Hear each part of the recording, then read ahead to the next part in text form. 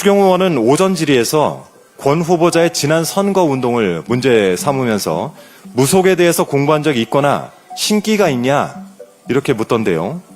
또 오후에 이 내용을 반복하면서 박정희 대통령과 유경수 여사의 영혼과 대화를 하셨나 라고 쏘아붙였습니다. 이런 질 떨어진 질의를 김건희 씨에게 했어야죠. 도사들과 이야기하는 것을 좋아한다고 김건희 스스로 밝힌 적이 있지 않습니까? 또 명태균 씨와 영적 대화를 나눴다는 강희경 씨의 증언도 있지 않습니까? 그때는 뭐 하시다가 어제 그런 질문을 하시는 겁니까? 네, 특검 수사가 진행될수록 이 뇌리를 스치는 질문이 하나 있습니다. 도대체 왜 검찰은 이 많은 것들을 놓쳤을까? 놓친 게 아니라면 모른 채 했던 것인가? 그동안 검찰 수사가 이미 진행되었던 부분들에 대해서 새로운 사실들이 밝혀지고 있습니다. 어제 김건희 특검은 강남 역삼동에 소재한 건진법사 전성배 씨의 법당을 압수수색했는데요. 이 과정에서 특검팀은 그동안 전 씨가 감쪽같이 숨겨두었던 비밀 공간 두 곳을 찾아냈습니다. 이 한 언론 보도에 따르면 건진법사가 이 비밀 공간에 현금 다발과 귀중품을 숨겨두었다라고 하는데요. 여기서 다시 의문이 생깁니다. 지난해 12월 검찰은 이 법당을 압수수색했었는데요. 그때는 어째서 이 비밀 공간을 찾아내지 못했던 걸까요? 그 비밀 공간이야말로 사건의 핵심이고 결정적 증거였을 텐데 말이죠. 이 건진법사가 받았다는 고가의 목걸이와 샤넬백이 끝내 분실되도록 검찰이 기회를 준 것은 아니었나 하는 의문이 듭니다.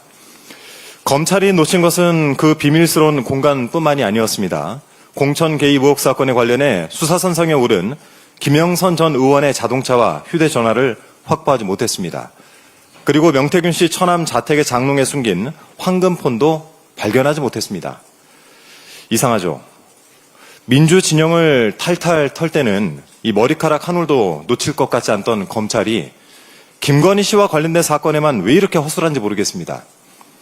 건진법사의 비밀 공간부터 명태균 씨의 황금폰까지 사건의 핵심 증거들을 하나도 찾아내지 못했던 것이라면 검찰의 수사 역량 과연 믿어도 되겠습니까?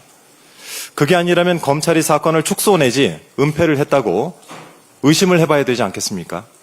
바로 이 부분이 김건희 씨가 지금까지 소환되지 않고 있는 이유이기도 한 것 같고 또 검찰 고위직에 앉아 계신 분들이 누구의 손을 빌려 그 자리에 앉아 있는지 추측되는 부분이기도 합니다.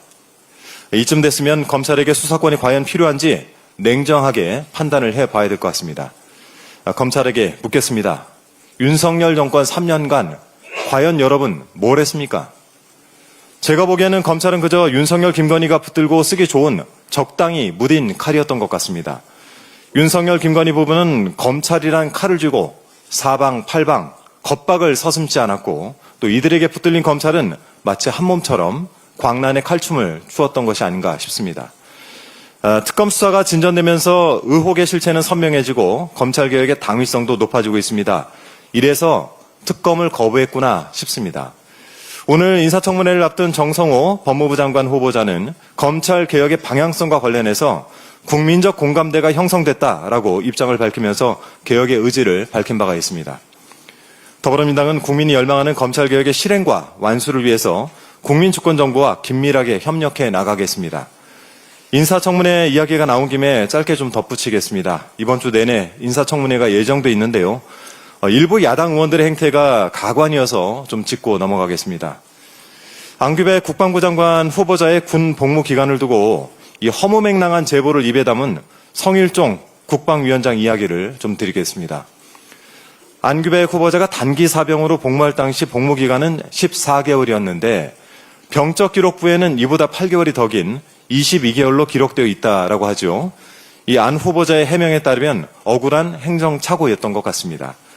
그런데 이를 두고 성일종 위원장은 후보자가 근무지를 이탈해서 영창을 갔다 왔다라고 하는 기록들이 있다라는 제보가 꽤 있다라면서 검증되지 않은 카더라를 공연히 유포했습니다.